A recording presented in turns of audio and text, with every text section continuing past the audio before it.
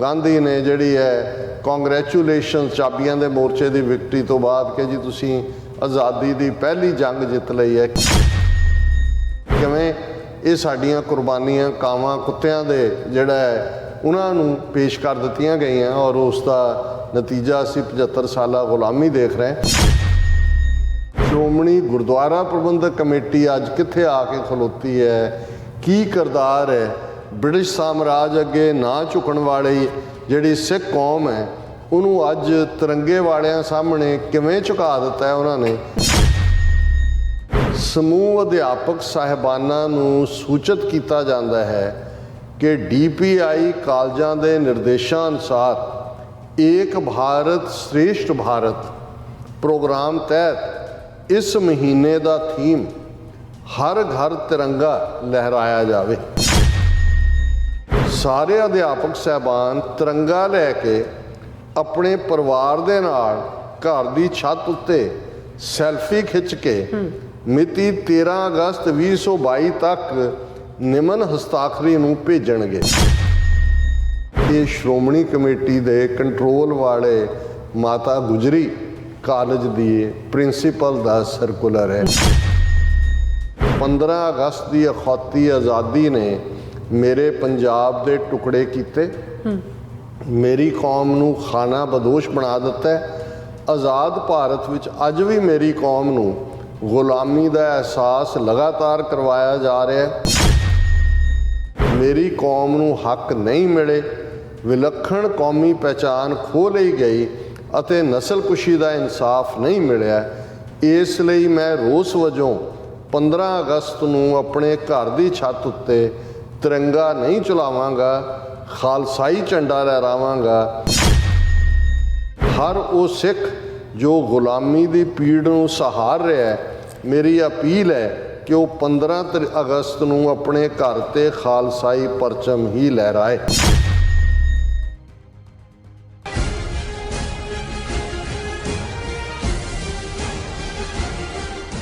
ਵਾਹਿਗੁਰੂ ਜੀ ਕਾ ਖਾਲਸਾ ਵਾਹਿਗੁਰੂ ਜੀ ਕੀ ਫਤਿਹ। अस्सलाम वालेकुम आदाब बर्ड्स मैं हाँ ਤੁਹਾਡੀ ਹੋਸਟ ਨੀਲਮ ਕੌਰ ਤੇ ਮੈਂ TV84 ਦੇ ਸਾਰੇ ਦਰਸ਼ਕਾਂ ਤੇ ਸਰੋਤਿਆਂ ਨੂੰ ਜੀ ਆਇਆਂ ਕਹਿੰਦੀਆਂ ਪ੍ਰੋਗਰਾਮ ਸੱਚੋ ਸੱਚ ਵਿੱਚ ਜਿਹੜੇ ਇਸ ਪ੍ਰੋਗਰਾਮ ਨਾਲ ਦੇਸ਼ਾਂ ਵਿਦੇਸ਼ਾਂ ਤੋਂ ਜੁੜ ਚੁੱਕੇ ਨੇ। ਖਾਲਿਸਤਾਨ ਅਫੇਅਰ ਸੈਂਟਰ ਦੇ ਸੰਚਾਲਕ ਡਾਕਟਰ ਅਮਰਜੀਤ ਸਿੰਘ ਰੋਜ਼ਾਨੀ ਤਰ੍ਹਾਂ ਸਟੂਡੀਓ 'ਚ ਮੇਰੇ ਨਾਲ ਮੌਜੂਦ ਨੇ। ਉਹਨਾਂ ਨਾਲ ਗੱਲਬਾਤ ਕਰਕੇ ਅੱਜ ਦੇ ਅਹਿਮ ਇਸ਼ੂਜ਼ ਉੱਪਰ ਉਹਨਾਂ ਦਾ ਤਬਸਰਾ ਜਾਣਦੇ ਹਾਂ। ਜੀ ਡਾਕਟਰ ਸਾਹਿਬ ਵਾਹਿਗੁਰੂ ਜੀ ਕਾ ਖਾਲਸਾ ਵਾਹਿਗੁਰੂ ਜੀ ਕੀ ਫਤਿਹ। ਹਾਂਜੀ ਨੀਲਮ ਕੌਰ ਜੀ, ਤੁਹਾਨੂੰ ਵੀ ਤੇ ਦੁਨੀਆ ਭਰ 'ਚ ਬੈਠੇ ਸਾਡੇ ਬਹੁਤ ਹੀ ਪਿਆਰੇ ਸੋਹਣੇ ਸਿਆਣੇ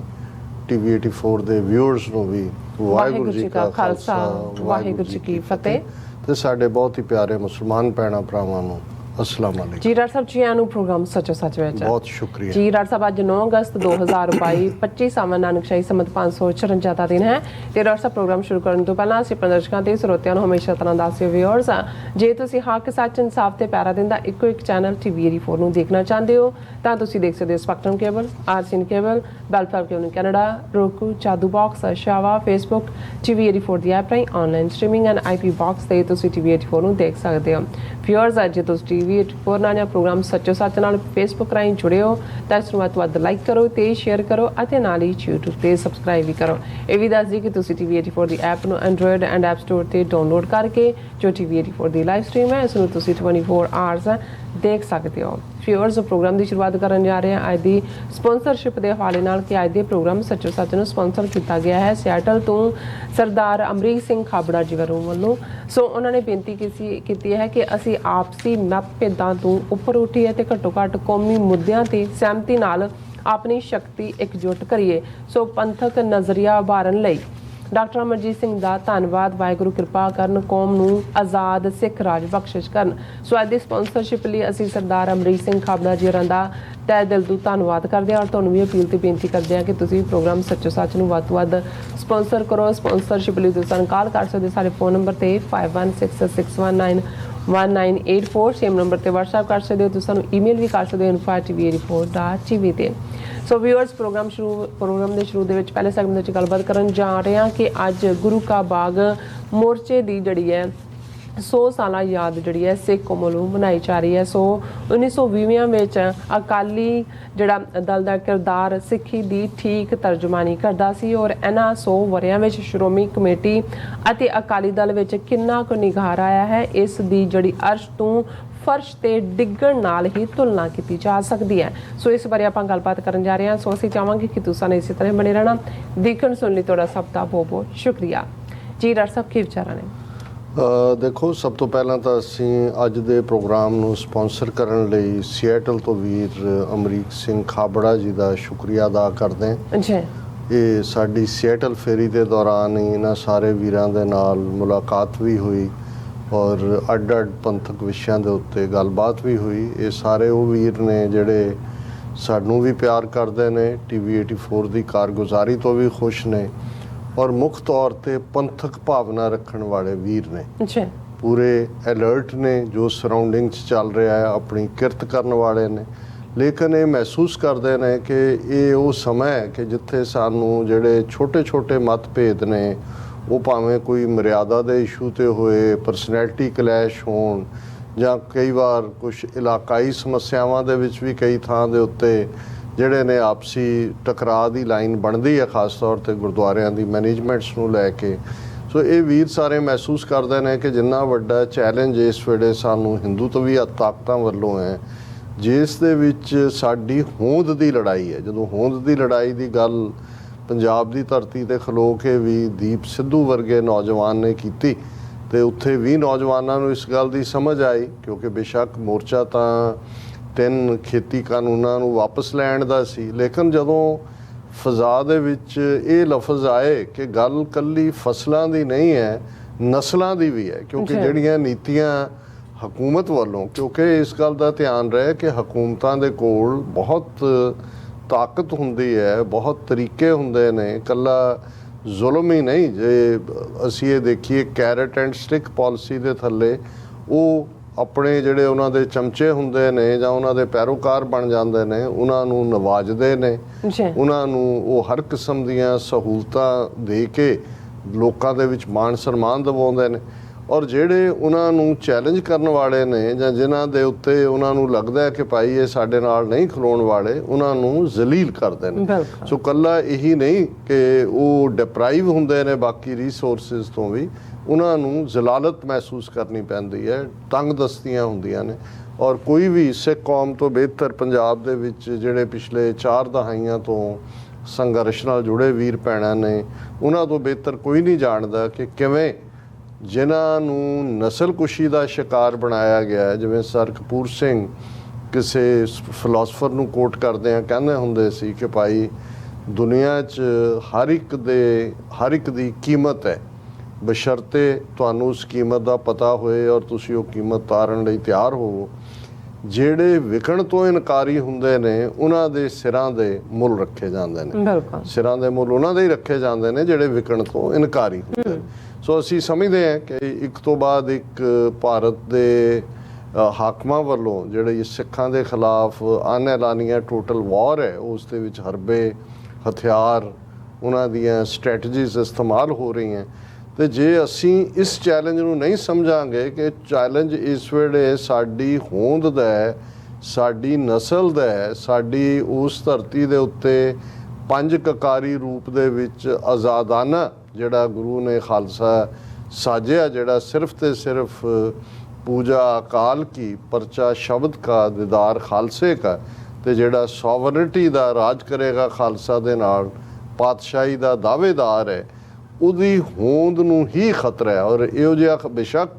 ਅਸੀਂ 18ਵੀਂ ਸਦੀ ਦੀ ਗੱਲ ਕਰਦੇ ਹਾਂ, ਮੁਗਲ ਸਾਮਰਾਜ, ਦਰਾ ਖੈਬਰ ਪਾਰ ਦੇ ਹਮਲਾਵਰ, ਉਹਨਾਂ ਦੇ ਹੱਥਾਂ 'ਚ ਚੈਲੰਜ ਦੀ ਗੱਲ ਕਰਦੇ ਹਾਂ। ਅੰਗਰੇਜ਼ਾਂ ਦਾ ਇੱਕ ਆਪਣਾ ਢੰਗ ਸੀ ਮਰਸਨਰੀ ਬਣਾਉਣ ਦਾ, ਪਰ ਮੈਂ ਮਹਿਸੂਸ ਕਰਦਾ ਹਾਂ ਕਿ ਜਿੰਨਾ ਗੰਭੀਰ ਚੈਲੰਜ ਅੱਜ ਸਿੱਖ ਕੌਮ ਨੂੰ ਦਰਪੇਸ਼ ਹੈ, ਇਹਨਾਂ ਪਿਛਲੀਆਂ 4 ਸਦੀਆਂ ਜੇ ਗੁਰੂ ਅਰਜਨ ਸਾਹਿਬ ਦੀ ਸ਼ਹਾਦਤ ਦੇ ਮੌਕੇ ਤੋਂ ਅਸੀਂ ਸ਼ੁਰੂ ਕਰੀਏ ਇਤਿਹਾਸਕ ਕੁਰਬਾਨੀਆਂ ਦਾ ਸਿਲਸਿਲਾ ਸਿੱਖ ਕੌਮ ਦਾ, ਸੋ ਇੰਨਾ ਗੰਭੀਰ ਚੈਲੰਜ ਪਹਿਲਾਂ ਕਦੇ ਫੇਸ ਨਹੀਂ ਹੋਇਆ। ਕਿਉਂਕਿ ਇਹਨਾਂ ਦੇ ਜ਼ੁਲਮ ਦਾ ਅੰਦਾਜ਼, ਇਹਨਾਂ ਦੇ ਦੂਸਰੇ ਟੈਕਟਿਕ, ਚਾਣਕਿਆ ਨੀਤੀ 'ਚੋਂ ਨਿਕਲੇ ਹਰ ਢੰਗ ਤਰੀਕੇ ਨੂੰ ਇਹਨਾਂ ਨੇ ਇਸ ਵੇਲੇ ਸਿੱਖਾਂ ਦੇ ਖਿਲਾਫ ਜਿਹੜਾ ਐਨਫੋਰਸ ਕੀਤਾ ਹੋਇਆ। ਸੋ ਅਸੀਂ ਵੀਰ ਅਮਰੀਕ ਸਿੰਘ ਖਾਬੜਾ ਜੀ ਦਾ ਸ਼ੁਕਰੀਆ ਅਦਾ ਕਰਦੇ ਹਾਂ ਜੀ ਕਿ ਉਹ ਇਸ ਜੰਗ ਦੇ ਵਿੱਚ ਜਿਹੜੀ ਸਾਡੀ ਸਰਵਾਈਵਲ ਦੀ ਲੜਾਈ ਹੈ, ਮੀਡੀਆ ਦੀ ਅਹਿਮੀਅਤ ਨੂੰ ਵੀ ਸਮਝਦੇ ਨੇ ਔਰ ਇਹ ਵੀ ਸਮਝਦੇ ਨੇ ਕਿ ਭਾਈ ਇਸ ਵੇਲੇ ਜਿਵੇਂ ਵੱਡੇ ਘੱਲੂਘਾਰੇ ਵੇਲੇ ਸਰਦਾਰ ਜੱਸਾ ਸਿੰਘ ਆਹਲੂਵਾਲੀਆ ਨੇ ਅੱਡ-ਅੱਡ ਮਿਸਲਦਾਰਾਂ ਨੂੰ ਇਹ ਹੁਕਮ ਸੁਣਾਇਆ ਸੀ, ਆਦੇਸ਼ ਦਿੱਤਾ ਸੀ ਕਿ ਮਿਸਲ ਵੰਡ ਅਬ ਕਬਹੂ ਨਾ ਪਾਓ, ਰਲ ਮਿਲ ਕੇ ਇਹ ਪੰਥ ਬਚਾਓ। ਬਿਲਕੁਲ ਇਸ ਵੇਲੇ ਵੀ ਸਾਡੀ ਹਾਲਤ ਇਹੀ ਹੈ ਕਿ ਸਾਨੂੰ ਜਿਹੜਾ ਇਹ ਜਥੇਬੰਦੀਆਂ ਜਾਂ ਦੂਸਰੀਆਂ ਨਿੱਕੀਆਂ ਕਾਰਗੁਜ਼ਾਰੀਆਂ ਨੂੰ ਲੈ ਕੇ ਇੱਕ ਦੂਸਰੇ ਦੇ ਗਲ ਪੈਣ ਦਾ ਜਾਂ ਇੱਕ ਦੂਸਰੇ ਨੂੰ ਨਿੰਦਣ ਦਾ, ਭੰਡਣ ਦਾ ਜਿਹੜਾ ਰੁਝਾਨ ਹੈ, ਜਿਹਨੂੰ ਸੋਸ਼ਲ ਮੀਡੀਆ ਨੇ ਹੋਰ ਵੀ ਤਿੱਖਾ ਕਰ ਦਿੱਤਾ ਹੈ, ਕਿਉਂਕਿ ਕੋਈ ਕਿਸੇ ਦੀ ਜ਼ਿੰਮੇਵਾਰੀ ਨਹੀਂ, ਬਹੁਤਿਆਂ ਦੀ ਤਾਂ ਐਂਟਰਟੇਨਮੈਂਟ ਹੈ ਔਰ ਹਰ ਕੋਈ 10-10 12-12 ਘੰਟੇ ਇਸ ਸੋਸ਼ਲ ਮੀਡੀਆ ਤੇ ਬਤਾਉਂਦਾ ਹੈ, ਇੱਧਰ ਕਮੈਂਟ, ਉੱਧਰਲਾ ਕਮੈਂਟ, ਇੱਧਰਲੀ ਗਾਲ, ਉੱਧਰਲੀ ਗਾਲ। ਸੋ ਇਹਦੇ ਚੋਂ ਕੁਛ ਕੱਢਣ ਪਾਉਣ ਵਾਲਾ ਨਹੀਂ ਹੋਣਾ। ਸਾਨੂੰ ਠੋਸ ਨੀਤੀ ਬਣਾ ਕੇ ਠੋਸ ਉਸ ਦੇ ਨਾਲ ਕਾਰਗੁਜ਼ਾਰੀ ਸਾਡੀ ਜਿਹੜੀ ਹੈ ਉਹ ਆਪਣੇ ਕੌਮੀ ਘਰ ਖਾਲਿਸਤਾਨ ਲਈ,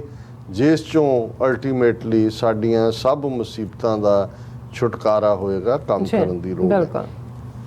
ਅੱਜ ਇੱਕ ਬਹੁਤ ਵੱਡਾ ਇਤਿਹਾਸਕ ਦਿਨ ਹੈ। 100 ਸਾਲ ਪਹਿਲਾਂ ਜਦੋਂ ਅਸੀਂ 20ਵੀਂ ਸਦੀ ਦੀ ਗੱਲ ਕਰਦੇ ਹਾਂ ਤੇ ਜ਼ਾਹਰ ਹੈ ਕਿ 19ਵੀਂ ਸਦੀ ਦੇ ਦੂਸਰੇ ਅੱਧ ਤੱਕ ਪਹੁੰਚਦੇ ਹਾਂ ਇੱਕ ਇੰਡੀਪੈਂਡੈਂਟ ਸੋਵਰਨ ਨੇਸ਼ਨ 1.5 ਲੱਖ ਮੁਰੱਬਾ ਮੀਲ ਦੇ ਉੱਤੇ ਸਰਕਾਰੇ ਖਾਲਸਾ ਕਾਇਮ ਕਰਨ ਵਾਲੀ ਸਿੱਖ ਕੌਮ ਬੇਘਰੀ ਹੋ ਗਈ ਸੀ ਔਰ ਉਸ ਵਾਕਿਆ ਨੂੰ ਕਿ ਕਿਵੇਂ 29 ਮਾਰਚ 1849 ਨੂੰ ਸਿੱਖ ਕੌਮ ਸਾਡਾ ਰਾਜ ਭਾਗ ਅੰਗਰੇਜ਼ਾਂ ਦੇ ਪੇਟੇ ਪਿਆ। ਫਿਰ ਇੱਕ ਸਟਰਗਲ ਦੀ ਕਹਾਣੀ ਹੈ ਜਦੋਂ ਤੱਕ ਅਸੀਂ 1849 ਤੋਂ 1919 ਤੱਕ ਦੀ ਗੱਲ ਕਰਦੇ ਹਾਂ, ਜਲਿਆਂਵਾਲੇ ਬਾਗ ਤੱਕ, ਜੇ ਉਹਨੂੰ ਇੱਕ ਲੈਂਡਮਾਰਕ ਉੱਥੋਂ ਦੀ ਈਵਨ ਨੈਸ਼ਨਲ ਹਿਸਟਰੀ 'ਚ ਕਿਹਾ ਜਾਂਦਾ ਹੈ। ਪਰ ਇਹਨਾਂ 70 ਵਰ੍ਹਿਆਂ ਦੇ ਦੌਰਾਨ ਵੀ ਜਦੋਂ ਅਸੀਂ ਅੰਗਰੇਜ਼ਾਂ ਦੇ ਗਵਰਨ ਕਰਨ ਦਾ ਢੰਗ ਦੇਖਦੇ ਹਾਂ, ਸੋ ਉਹਨਾਂ ਨੇ ਸਿੱਧੇ ਕੋਈ ਸਿਰਾਂ ਦੇ ਮੁੱਲ ਤਾਂ ਨਹੀਂ ਰੱਖੇ, ਬੇਸ਼ੱਕ ਉਹ ਰੱਖੇ ਵੀ ਗਏ। ਜਦੋਂ ਅਸੀਂ ਗਦਰ ਪਾਰਟੀ ਜਾਂ ਬੱਬਰ ਅਕਾਲੀ ਜਾਂ ਦੂਸਰੇ ਤਰੀਕੇ ਨਾਲ ਦੇਖਦੇ, ਪਰ ਉਹਨਾਂ ਨੇ 18ਵੀਂ ਸਦੀ ਦੇ ਜਾਂ ਜਿਵੇਂ ਬ੍ਰਾਹਮਣਵਾਦੀਆਂ ਨੇ 1980 ਤੋਂ 1990 ਦੇ ਵਿੱਚ ਸਿੱਖਾਂ ਦਾ ਸ਼ਿਕਾਰ ਕੀਤਾ, ਇਸ ਕਿਸਮ ਦਾ ਖੁੱਲ੍ਹੇਆਮ ਵਰਤਾਰਾ ਤਾਂ ਨਹੀਂ ਨਜ਼ਰ ਆਉਂਦਾ। ਹਾਂ, ਉਹਨਾਂ ਨੇ ਜਿਹੜਾ ਜਿਹਨੂੰ ਕਹਿੰਦੇ ਨੇ ਟੀਚਿੰਗ ਏ ਲੈਸਨ ਟਾਈਪ ਜਿਹੜੇ ਜ਼ੁਲਮ ਨੇ ਉਹ ਕੀਤੇ, ਖਾਸ ਤੌਰ 'ਤੇ ਜਿਵੇਂ ਤੋਪਾਂ ਨਾਲ ਉਡਾਉਣਾ। ਹੁਣ ਉਹਨਾਂ ਨੂੰ ਗੋਲੀ ਵੀ ਮਾਰੀ ਜਾ ਸਕਦੀ ਹੈ, ਫਾਇਆ ਵੀ ਲਾਇਆ ਦਿੱਤਾ ਜਾ ਸਕਦਾ, ਲੇਕਿਨ ਜਿਹੜੇ ਪਹਿਲੇ ਸ਼ਹੀਦ ਸਾਡੇ ਨੇ ਬਾਬਾ ਭਾਈ ਮਹਾਰਾਜ ਸਿੰਘ, ਜਿਨ੍ਹਾਂ ਨੂੰ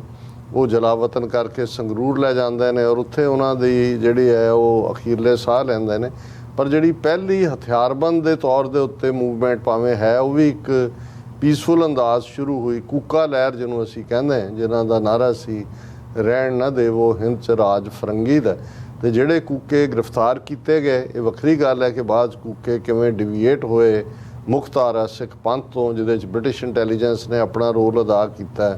ਔਰ ਜਿਹੜੇ ਗਰੀਡੀ ਲੋਕ ਨੇ ਉਹਨਾਂ ਦਾ ਰੋਲ ਹੈ। ਲੇਕਿਨ ਕੂਕਿਆਂ ਨੂੰ ਕਿਵੇਂ ਮਲੇਰਕੋਟਲਾ ਹੋਏ, ਲੁਧਿਆਣਾ ਹੋਏ, 2-3 ਥਾਵਾਂ ਦੇ ਉੱਤੇ ਤੋਪਾਂ ਦੇ ਸਾਹਮਣੇ ਖੜੇ ਕਰਕੇ ਉਡਾਇਆ ਗਿਆ। ਹਜ਼ਾਰਾਂ ਲੋਕ ਇਕੱਠੇ ਕਰ ਲਏ ਜਾਂਦੇ ਸੀ ਔਰ ਤੋਪ ਦਾ ਗੋਲਾ ਚੱਲਦਾ ਸੀ ਤੇ ਅੱਗੋਂ ਜਿਹੜਾ ਉਹਨਾਂ ਨੂੰ ਉਡਾ ਦਿੱਤਾ ਜਾਂਦਾ ਸੀ। ਔਰ ਇਹ ਟੂ ਸੈਟ ਐਨ ਐਗਜ਼ਾਮਪਲ ਕਿ ਭਾਈ ਅਸੀਂ ਇਹ ਕਰਾਂਗੇ। ਫਿਰ ਅਸੀਂ ਇਹ ਦੇਖਦੇ ਹਾਂ ਕਿ ਜਦੋਂ ਤੱਕ ਅਕਾਲੀ ਮੂਵਮੈਂਟ 1920 ਦੀ ਚੱਲਦੀ ਹੈ, ਉਹਦੀ ਗੱਲ ਕਰਨ ਤੋਂ ਪਹਿਲਾਂ ਕਿ ਅੱਜ ਕਿਹੜਾ ਇਤਿਹਾਸਕ ਦਿਨ ਹੈ ਜਿਸ ਨੂੰ ਅਸੀਂ ਅੱਜ ਦਾ ਇਹ ਸਮੁੱਚਾ ਪ੍ਰੋਗਰਾਮ ਵੀ ਸਮਰਪਿਤ ਕਰ ਰਹੇ ਹਾਂ। ਫਿਰ ਅਸੀਂ ਦੇਖਦੇ ਹਾਂ ਵੀ ਅੰਗਰੇਜ਼ਾਂ ਨੇ ਜਿਹੜੇ ਕਿ ਜਦੋਂ ਮਹਾਰਾਜਾ ਰਣਜੀਤ ਸਿੰਘ ਨਾਲ ਅੰਮ੍ਰਿਤਸਰ ਦੀ ਸੰਧੀ ਹੁੰਦੀ ਹੈ 1809 'ਚ, 1809 ਤੋਂ 1849 ਤੱਕ 40 ਸਾਲ ਲਗਭਗ ਉਹ ਸਤਲੁਜ ਦੇ ਕੰਢੇ ਲੁਧਿਆਣੇ ਵੀ ਬੈਠੇ ਸੀ, ਫਿਰੋਜ਼ਪੁਰ ਵੀ ਬੈਠੇ ਸੀ। ਉਹਨਾਂ ਨੇ ਸਿੱਖਾਂ ਦਾ ਇਤਿਹਾਸ ਵੀ ਦੇਖਿਆ, ਉਹਨਾਂ ਨੇ ਇਹ ਵੀ ਸਾਰੇ ਟੈਕਟਿਕ ਬਣਾਏ ਕਿ ਕਿਵੇਂ ਸਿੱਖਾਂ ਨੂੰ ਜਿਹੜਾ ਹੈ ਉਹ ਉਹਨਾਂ ਦੇ ਜਰਨੈਲਾਂ ਨੂੰ ਖਰੀਦਣਾ ਹੈ। ਫਿਰ ਅਸੀਂ ਡੋਗਰਾਗਰਦੀ, ਮਿਸਰਗਰਦੀ ਦਾ ਦੌਰ ਦੇਖਦੇ ਹਾਂ। ਪਰ ਇੱਕ ਗੱਲ ਇਸ ਸਾਰੇ ਪੀਰੀਅਡ 'ਚ ਉਹਨਾਂ ਨੇ ਸਮਝ ਲਈ ਕਿ ਸਿੱਖਾਂ ਦੀ ਤਾਕਤ, ਸਿੱਖਾਂ ਦੀ ਸਟਰੈਂਥ ਸਿੱਖਾਂ ਦੀ ਮੋਟੀਵੇਸ਼ਨ, ਉਹਨਾਂ ਦੀ ਇਨਸਪੀਰੇਸ਼ਨ, ਉਹਨਾਂ ਦੀ ਸ਼ਰਧਾ ਜੀ ਉਹ ਗੁਰਦੁਆਰਿਆਂ ਨਾਲ ਜੁੜੀ ਹੋਈ ਹੈ। ਬਿਲਕੁਲ ਇਸ ਲਈ ਔਰ ਇਹਦੇ 'ਚ ਵੀ ਕੋਈ ਦੋ ਰਾਵਾਂ ਨਹੀਂ ਨੇ ਕਿ ਜਦੋਂ ਸਿੱਖਾਂ ਦੇ ਕੋਲ ਰਾਜ ਆਇਆ, ਉਹ ਭਾਵੇਂ ਮਿਸਲਾਂ ਦਾ ਰਾਜ ਸੀ ਜਾਂ ਈਵਨ ਸਤਲੁਜ ਪਾਰ ਦੇ ਮਲਵਈ ਰਾਜੇ ਸੀ, ਜਾਂ ਮਹਾਰਾਜਾ ਰਣਜੀਤ ਸਿੰਘ ਦਾ ਜਿਹੜਾ ਮੁਖਤਾਰਾ ਸਿੱਖ ਰਾਜ ਜਿਹਨੂੰ ਅਸੀਂ ਕਹਿੰਦੇ ਹਾਂ, ਗੁਰਦੁਆਰਿਆਂ ਦੇ ਨਾਂ ਬਹੁਤ ਸਾਰੀਆਂ ਜਿੱਥੇ ਮੰਦਰਾਂ ਮਸੀਤਾਂ ਨੂੰ ਵੀ ਉਹਨਾਂ ਨੇ ਨਵਾਜਿਆ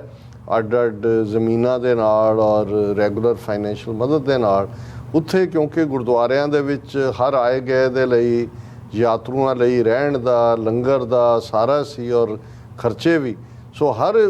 ਇਤਿਹਾਸਕ ਗੁਰਦੁਆਰੇ ਨਾਲ ਖਾਸ ਤੌਰ ਦੇ ਉੱਤੇ ਜ਼ਮੀਨ ਲਾਈ ਗਈ। ਸੋ ਜ਼ਾਹਰ ਹੈ ਕਿ ਗੁਰਦੁਆਰੇ ਜਦੋਂ ਅੰਗਰੇਜ਼ਾਂ ਦੇ ਕੋਲ ਗੁਰਦੁਆਰਿਆਂ ਦਾ ਪ੍ਰਬੰਧ ਆਇਆ, ਔਰ ਇੱਕ ਪਾਰਟ ਜਿਹੜਾ ਸਿੱਖ ਰਾਜ ਵੇਲੇ ਇਹ ਵੀ ਹੋਇਆ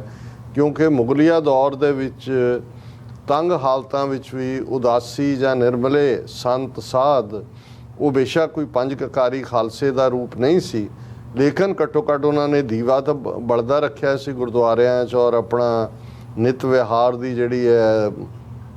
ਕਿਰਿਆ ਗੁਰਦੁਆਰੇ ਦੀ ਉਹ ਜਾਰੀ ਸੀ।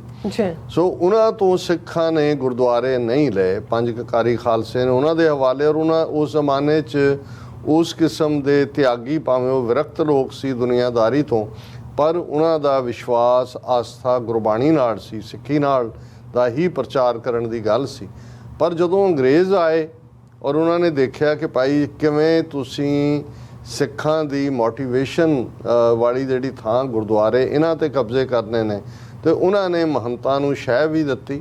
ਉਦੋਂ ਤੱਕ ਮਹੰਤਾਂ ਦੀਆਂ ਵੀ ਅਗਲੀਆਂ ਕਈ ਜਨਰੇਸ਼ਨਾਂ ਜਿਹੜੇ ਗ੍ਰਸਤੀ ਵੀ ਹੁੰਦੇ ਚਲੇ ਗਏ ਔਰ ਉਹ ਕਰਪਟ ਵੀ ਹੁੰਦੇ ਚਲੇ ਗਏ। ਜਦੋਂ ਮਾਲਕਾਂ ਦੀ ਸ਼ਹਿ ਸੀ ਤੇ ਨਾ ਸਿਰਫ ਉਹਨਾਂ ਨੇ ਗੁਰਦੁਆਰਿਆਂ ਨੂੰ ਜਿਹੜੇ ਉਹਨਾਂ ਦੇ ਕੰਟਰੋਲ 'ਚ ਸੀ ਉਹ ਆਪਣੀ ਇਆਸ਼ੀ ਦੇ ਅੱਡਿਆਂ ਦੇ ਤੌਰ ਤੇ ਇਸਤੇਮਾਲ ਕਰਨਾ ਸ਼ੁਰੂ ਕੀਤਾ। ਅੰਗਰੇਜ਼ਾਂ ਦੀ ਐਨਕਰੇਜਮੈਂਟ ਨਾਲ ਉਹਨਾਂ ਨੇ ਜਿਹੜੇ ਗੁਰਦੁਆਰਿਆਂ ਨਾਲ ਲੱਗਦੀ ਜ਼ਮੀਨ ਆਮਦਨ ਵਾਲੇ, ਕਿਉਂਕਿ ਗੁਰਦੁਆਰੇ ਸੀ, ਉਹਨਾਂ ਨੂੰ ਨਿੱਜੀ ਜਾਇਦਾਦ ਵੀ ਬਣਾ ਲਿਆ।